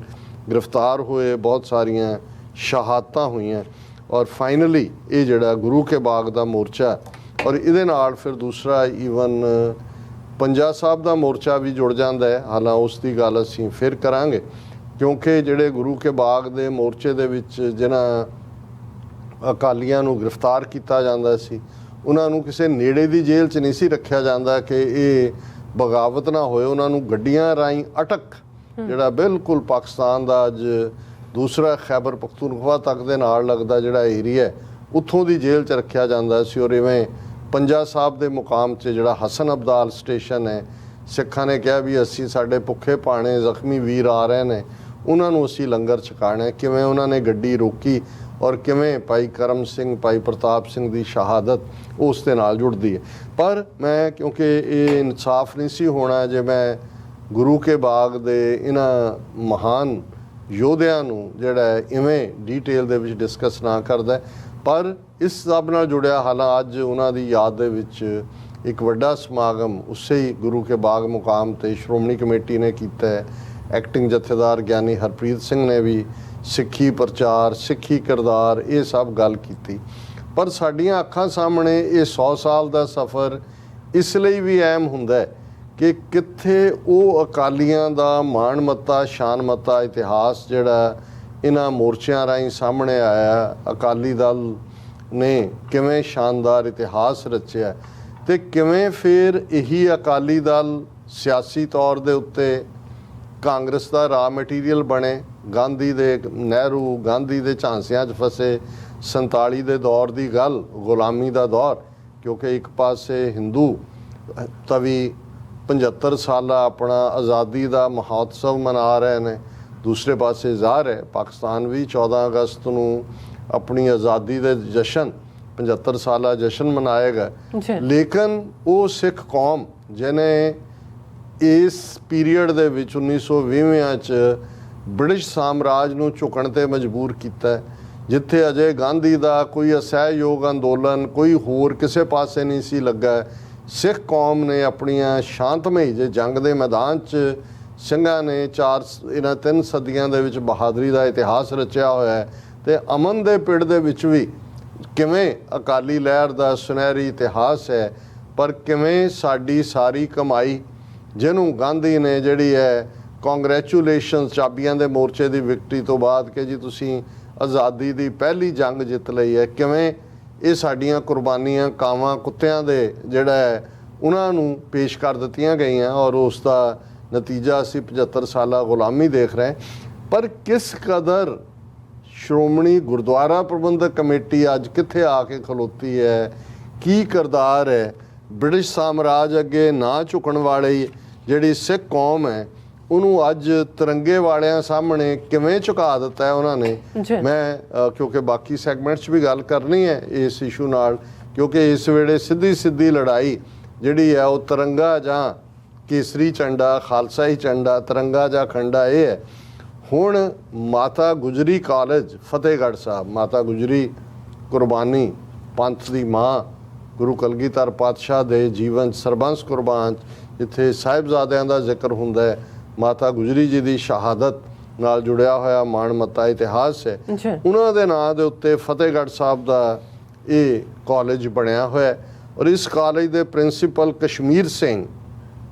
ਇੱਕ ਸਰਕੂਲਰ ਜਾਰੀ ਕਰਦੇ ਨੇ ਸਾਰੇ ਟੀਚਰਾਂ ਨੂੰ ਔਰ ਉੱਤੇ ਨੋਟਿਸ ਲਿਖਿਆ ਜਾਂਦਾ ਹੈ, ਪੂਰੇ ਨੰਬਰ ਨੇ। ਮੈਂ ਟੈਕਨੀਕਲ ਟੀਮ ਨੂੰ ਕਹਾਂਗਾ ਕਿ ਜੇ ਇਹ ਉਹ ਸਰਕੂਲਰ ਦਿਖਾ ਵੀ ਦੇਣ। ਹੁਣ ਇਹਦੇ ਕੀ ਲਫ਼ਜ਼ ਨੇ? ਸਮੂਹ ਅਧਿਆਪਕ ਸਾਹਿਬਾਨਾਂ ਨੂੰ ਸੂਚਿਤ ਕੀਤਾ ਜਾਂਦਾ ਹੈ ਕਿ DPI ਕਾਲਜਾਂ ਦੇ ਨਿਰਦੇਸ਼ਾਂ ਅਨੁਸਾਰ ਏਕ ਭਾਰਤ ਸ਼੍ਰੇਸ਼ਠ ਭਾਰਤ ਪ੍ਰੋਗਰਾਮ ਤਹਿਤ ਇਸ ਮਹੀਨੇ ਦਾ ਥੀਮ ਹਰ ਘਰ ਤਿਰੰਗਾ ਲਹਿਰਾਇਆ ਜਾਵੇ। ਸਾਰੇ ਅਧਿਆਪਕ ਸਾਹਿਬਾਨ ਤਿਰੰਗਾ ਲੈ ਕੇ ਆਪਣੇ ਪਰਿਵਾਰ ਦੇ ਨਾਲ ਘਰ ਦੀ ਛੱਤ ਉੱਤੇ ਸੈਲਫੀ ਖਿੱਚ ਕੇ ਮਿਤੀ 13 ਅਗਸਤ 2022 ਤੱਕ ਨਿਮਨ ਹਸਤਾਖਰੀ ਨੂੰ ਭੇਜਣਗੇ। ਨਿਮਨ ਹਸਤਾਖਰੀ ਦਾ ਮਤਲਬ ਹੈ ਕਿ ਕਸ਼ਮੀਰ ਸਿੰਘ ਪ੍ਰਿੰਸੀਪਲ ਮਾਤਾ ਗੁਜਰੀ ਕਾਲਜ ਇਹ ਨੋਟਿਸ ਕੱਢ ਰਿਹਾ, ਆਰਡਰ ਕੱਢ ਰਿਹਾ ਹੈ ਟੀਚਰਾਂ ਦੇ ਲਈ ਕਿ ਤੁਸੀਂ ਇਹ ਆਰਡਰ ਆਇਆ ਉਤੋਂ ਜਿਹੜਾ DPI ਕਾਲਜਾਂ ਵੱਲੋਂ ਕਿ ਇਹ ਜਿਹੜੀ ਘਰ ਘਰ ਤਿਰੰਗਾ ਮੁਹਿੰਮ ਦੇ ਤਹਿਤ ਤੁਸੀਂ ਆਪਣੇ ਘਰਾਂ ਦੇ ਉੱਤੇ ਤਿਰੰਗਾ ਲਹਿਰਾਣਾ ਤੇ ਉਹਦੀ ਫਿਰ ਸੈਲਫੀ ਖਿੱਚ ਕੇ ਕਿ ਵੀ ਤੁਸੀਂ ਲਹਿਰਾ ਦਿੱਤਾ ਹੈ। 13 ਅਗਸਤ ਤੱਕ ਪ੍ਰਿੰਸੀਪਲ ਦੇ ਦਫ਼ਤਰ 'ਚ ਉਹ ਪਿਕਚਰਾਂ ਪਹੁੰਚਣੀਆਂ ਚਾਹੀਦੀਆਂ, ਸੈਲਫੀਆਂ ਪਹੁੰਚਣੀਆਂ ਚਾਹੀਦੀਆਂ। ਇਹ ਸ਼੍ਰੋਮਣੀ ਕਮੇਟੀ ਦੇ ਕੰਟਰੋਲ ਵਾਲੇ ਮਾਤਾ ਗੁਜਰੀ ਕਾਲਜ ਦੀ ਪ੍ਰਿੰਸੀਪਲ ਦਾ ਸਰਕੂਲਰ ਹੈ। ਇਹਦੇ ਲਈ ਕੋਈ ਹੋਰ ਸਬੂਤ ਦੀ ਲੋੜ ਨਹੀਂ। ਹਾਲਾਂਕਿ ਮੈਂ ਸਮਝਦਾ ਵੀ ਇਹ ਵੀ ਇਨਸਾਫ ਨਹੀਂ ਹੋਏਗਾ ਜੇ ਅਸੀਂ ਜਿਹੜੇ ਗੈਰਤ ਔਰ ਅਣਖ ਵਾਲੇ ਨੇ ਜਿਨ੍ਹਾਂ ਨੇ ਇਸ ਨੂੰ ਵੰਗਾਰਿਆ, ਜਿਵੇਂ ਸ਼੍ਰੋਮਣੀ ਕਮੇਟੀ ਦੇ ਜਨਰਲ ਸੈਕਟਰੀ ਨੇ ਕਰਨੈਲ ਸਿੰਘ ਪੰਜੋਲੀ, ਉਹਨਾਂ ਨੇ ਅੱਜ ਸੋਸ਼ਲ ਮੀਡੀਆ ਪੋਸਟ ਪਾਈ ਹੈ ਖਾਲਸਾਈ ਝੰਡਾ ਕਿਉਂ, ਤਿਰੰਗਾ ਕਿਉਂ ਨਹੀਂ। ਉਹਦੇ 'ਚ ਉਹਨਾਂ ਨੇ ਕਿਹਾ 15 ਅਗਸਤ ਦੀ ਅਖੌਤੀ ਆਜ਼ਾਦੀ ਨੇ ਮੇਰੇ ਪੰਜਾਬ ਦੇ ਟੁਕੜੇ ਕੀਤੇ, ਮੇਰੀ ਕੌਮ ਨੂੰ ਖਾਨਾ ਬਦੋਸ਼ ਬਣਾ ਦਿੱਤਾ ਹੈ। ਆਜ਼ਾਦ ਭਾਰਤ ਵਿੱਚ ਅੱਜ ਵੀ ਮੇਰੀ ਕੌਮ ਨੂੰ ਗੁਲਾਮੀ ਦਾ ਅਹਿਸਾਸ ਲਗਾਤਾਰ ਕਰਵਾਇਆ ਜਾ ਰਿਹਾ ਹੈ। ਮੇਰੀ ਕੌਮ ਨੂੰ ਹੱਕ ਨਹੀਂ ਮਿਲੇ, ਵਿਲੱਖਣ ਕੌਮੀ ਪਹਿਚਾਨ ਖੋਹ ਲਈ ਗਈ ਅਤੇ ਨਸਲਕੁਸ਼ੀ ਦਾ ਇਨਸਾਫ ਨਹੀਂ ਮਿਲਿਆ। ਇਸ ਲਈ ਮੈਂ ਰੋਸ ਵਜੋਂ 15 ਅਗਸਤ ਨੂੰ ਆਪਣੇ ਘਰ ਦੀ ਛੱਤ ਉੱਤੇ ਤਿਰੰਗਾ ਨਹੀਂ ਚਲਾਵਾਂਗਾ, ਖਾਲਸਾਈ ਝੰਡਾ ਲਹਿਰਾਵਾਂਗਾ। ਹਰ ਉਹ ਸਿੱਖ ਜੋ ਗੁਲਾਮੀ ਦੀ ਪੀੜ ਨੂੰ ਸਹਾਰ ਰਿਹਾ ਹੈ, ਮੇਰੀ ਅਪੀਲ ਹੈ ਕਿ ਉਹ 15 ਅਗਸਤ ਨੂੰ ਆਪਣੇ ਘਰ ਤੇ ਖਾਲਸਾਈ ਪਰਚਮ ਹੀ ਲਹਿਰਾਏ। ਕਰਨੈਲ ਸਿੰਘ ਪੰਜੋਲੀ, ਜਨਰਲ ਸਕੱਤਰ ਸ਼੍ਰੋਮਣੀ ਗੁਰਦੁਆਰਾ ਪ੍ਰਬੰਧਕ ਕਮੇਟੀ। ਹੁਣ ਮੇਰਾ ਇਹ ਸਵਾਲ ਹੈ, ਅਸੀਂ ਪੰਜੋਲੀ ਸਾਡੇ TV 84 ਤੇ ਵੀ ਅਕਸਰ ਉਹਨਾਂ ਨੂੰ ਇੰਟਰਵਿਊ ਕੀਤਾ ਜਾਂਦਾ ਹੈ, ਬਾਕੀ ਨਾਲ ਪੰਥ ਦੀ ਗੱਲ ਕਰਦੇ ਨੇ ਜੀ, ਪਰ ਹੁਣ ਜੇ SGPC ਦਾ ਜਨਰਲ ਸੈਕਟਰੀ ਇਹ ਕਹਿ ਰਿਹਾ ਹੈ ਕਿ ਭਾਈ ਮੈਂ ਇਹ ਜਿਹੜਾ ਗੁਲਾਮੀ ਨੂੰ ਰਿਪਰੈਜ਼ੈਂਟ ਕਰਦਾ ਸਿੱਖਾਂ ਦੀ ਇਹ ਤਿਰੰਗਾ ਇਹ ਨਹੀਂ ਚਲਾਵਾਂਗਾ ਔਰ ਖਾਲਸਾਈ ਝੰਡਾ ਲਹਿਰਾਵਾਂਗਾ, ਤੇ ਕੀ ਵਜ੍ਹਾ ਹੈ? ਕੀ ਮਾਤਾ ਗੁਜਰੀ ਕਾਲਜ ਸ਼੍ਰੋਮਣੀ ਕਮੇਟੀ ਦੇ ਅਧੀਨ ਨਹੀਂ ਹੈ? ਕੀ ਉਹਨਾਂ ਦਾ ਪ੍ਰਿੰਸੀਪਲ ਕਸ਼ਮੀਰ ਸਿੰਘ ਉਹਦੀ ਤਨਖਾਹ ਸ਼੍ਰੋਮਣੀ ਗੁਰਦੁਆਰਾ ਪ੍ਰਬੰਧਕ ਕਮੇਟੀ ਨਹੀਂ ਦਿੰਦੀ? ਉਹ ਆਪਣੇ ਜਨਰਲ ਸੈਕਟਰੀ ਦੇ ਆਰਡਰ ਨੂੰ ਮੰਨਣ ਦੀ ਥਾਂ ਤੇ ਜਿਹੜਾ DPI ਕਾਲਜਾਂ ਦਾ ਹੈ ਉਹਨਾਂ ਦੇ ਹੁਕਮ ਦੇ ਉੱਤੇ ਆਰਡਰ ਕਰ ਰਿਹਾ ਹੈ ਕਿ ਭਾਈ ਇਕੱਲਾ ਤਿਰੰਗਾ ਲਹਿਰਾਣਾ ਹੀ ਨਹੀਂ ਹੈ, ਤੁਸੀਂ ਇਹ ਦੱਸਣ ਲਈ ਵੀ ਵਾਕਈ ਹਰ ਸਿੱਖ ਨੂੰ ਅਸੀਂ ਆਪਣੀਆਂ ਲੱਤ ਥੱਲੋਂ ਦੀ ਲੰਘਾਇਆ ਤਿਰੰਗੇ ਦੇ ਥੱਲੇ। ਉਹ ਕਹਿੰਦਾ ਸੈਲਫੀਆਂ ਖਿੱਚ ਕੇ ਭੇਜੋ। ਤੇ ਕੀ ਸਰਦਾਰ ਪੰਜੋਲੀ ਕਾਰਵਾਈ ਕਰਨਗੇ ਇਸ ਪ੍ਰਿੰਸੀਪਲ ਦੇ ਖਿਲਾਫ? ਇਕੱਲਾ ਇੱਕ ਕਾਲਜ ਦੇ ਪ੍ਰਿੰਸੀਪਲ ਦਾ ਨਹੀਂ ਹੋਏਗਾ, ਇਹ ਆਰਡਰ ਸਾਰੇ ਜਿੰਨੇ ਸ਼੍ਰੋਮਣੀ ਕਮੇਟੀ ਦੇ ਅਧੀਨ ਕਾਲਜ ਜਾਂ ਸਕੂਲ ਨੇ ਉਹਨਾਂ ਦਾ ਹੋਏਗਾ। ਸੋ ਹੁਣ ਜੇ ਸ਼੍ਰੋਮਣੀ ਕਮੇਟੀ ਦਾ ਇਹ ਜਨਰਲ ਸੈਕਟਰੀ ਸ਼੍ਰੋਮਣੀ ਕਮੇਟੀ ਅਧੀਨ ਇੰਸਟੀਟਿਊਸ਼ਨਸ ਨੂੰ ਵੀ ਖਾਲਸਾਈ ਝੰਡਾ ਲਹਿਰਾਣਾ ਜਿਹੜਾ ਉਹ ਨਹੀਂ ਸਮਝਾ ਸਕਦਾ, ਤੇ ਫਿਰ ਇਹ ਜਦੋਂ ਅਸੀਂ ਡੀਜਨਰੇਸ਼ਨ ਕਹਿੰਦੇ ਹਾਂ ਸ਼੍ਰੋਮਣੀ ਕਮੇਟੀ ਗੁਰੂ ਕੇ ਬਾਗ ਮੋਰਚੇ ਤੋਂ ਅੱਜ ਤੱਕ 9 ਅਗਸਤ ਤੱਕ ਪਹੁੰਚਦੇ ਹਾਂ, ਫਿਰ ਅਸੀਂ ਦੇਖ ਲਈਏ ਕਿ ਅਸੀਂ ਕਿੱਥੇ ਖੜੇ ਹਾਂ ਤੇ ਇਹ ਸ਼੍ਰੋਮਣੀ ਕਮੇਟੀ ਕਿੱਥੇ ਖੜੀ ਹੈ। ਜੀ ਡਾਕਟਰ ਸਾਹਿਬ, ਤੁਹਾਡਾ ਬਹੁਤ ਬਹੁਤ ਸ਼ੁਕਰੀਆ। ਇਸ ਵਕਤ ਲੈਣੇ ਬ੍ਰੇਕ ਤੇ ਜਾਣ ਤੋਂ ਪਹਿਲਾਂ ਅਸੀਂ ਆਪਣੇ ਦਰਸ਼ਕਾਂ ਦੇ ਸਰੋਤਿਆਂ ਨੂੰ ਅਪੀਲ ਤੇ ਬੇਨਤੀ ਕਰਦੀ ਵਿਊਅਰਸ ਆ, ਜਿਸ ਤਰ੍ਹਾਂ ਕਿ ਤੁਸੀਂ ਜਾਣਦੇ ਹੋ ਕਿ TV 84 ਹੱਕ ਸੱਚ ਇਨਸਾਫ ਦੀ ਜਿਹੜੀ ਆਵਾਜ਼ ਹੈ ਉਹ ਬੁਲੰਦ ਕਰ ਰਿਹਾ ਹੈ। ਇਹ ਆਵਾਜ਼ ਤੁਹਾਡੇ ਪਿਆਰ ਸਦਕਾ, ਤੁਹਾਡੇ ਵਿਸ਼ਵਾਸ ਸਦਕਾ, ਤੁਹਾਡੇ ਡੋਨੇਸ਼ਨ ਸਦਕਾ ਹੀ ਹੋ ਰਹੀ ਹੈ। ਸੋ ਅਸੀਂ ਚਾਹਾਂਗੇ ਕਿ ਤੁਸੀਂ TV 84 ਦੀ ਚੜ੍ਹਦੀ ਕਲਾ ਲਈ ਵੱਧ ਤੋਂ ਵੱਧ ਡੋਨੇਟ ਕਰੋ। ਡੋਨੇਟ ਕਰਨ ਲਈ ਸਾਡੀ ਵੈਬਸਾਈਟ tv84.tv ਤੇ ਜਾ ਕੇ ਪੇਪਲ ਦੀ ਵਰਤੋਂ ਕਰਕੇ ਵਨ ਟਾਈਮ ਡੋਨੇਟ ਕਰ ਸਕਦੇ ਹੋ, ਮੰਥਲੀ ਡੋਨੇਟ ਵੀ ਕਰ ਸਕਦੇ ਹੋ। ਤੁਸੀਂ TV 84 ਦੇ ਨਾਮ ਤੇ ਚੈੱਕ ਬਣਾ ਕੇ ਸਾਨੂੰ ਮੇਲ ਵੀ ਕਰ ਸਕਦੇ ਹੋ ਸਾਡੇ ਇਸ ਪਤੇ ਤੇ 36-01 37th Avenue, Long Island City, New York 11101 USA, ਜਾਂ ਫਿਰ ਤੁਸੀਂ ਸਾਨੂੰ ਫੋਨ ਰਾਹੀਂ ਵੀ ਸੰਪਰਕ ਕਰ ਸਕਦੇ ਹੋ ਸਾਡੇ ਫੋਨ ਨੰਬਰ ਤੇ 5166619184। ਤੁਸੀਂ ਸਾਨੂੰ ਈਮੇਲ ਵੀ ਕਰ ਸਕਦੇ ਹੋ info@tv84.tv ਤੇ। ਅਸੀਂ ਤੁਹਾਡੇ ਤਹਿ ਦਿਲ ਤੋਂ ਸ਼ੁਕਰਗੁਜ਼ਾਰ ਹੋਵਾਂਗੇ। ਇਸ ਵਕਤ ਲੈਣੇ ਬ੍ਰੇਕ। ਵਿਊਅਰਸ, ਤੁਸੀਂ ਸਾਨੂੰ ਇਸੇ ਤਰ੍ਹਾਂ ਬਣੇ ਰਹਿਣਾ। ਮਿਲਦੇ ਹਾਂ ਆਫਟਰ ਦਿਸ ਸ਼ਾਰਟ ਬ੍ਰੇਕ।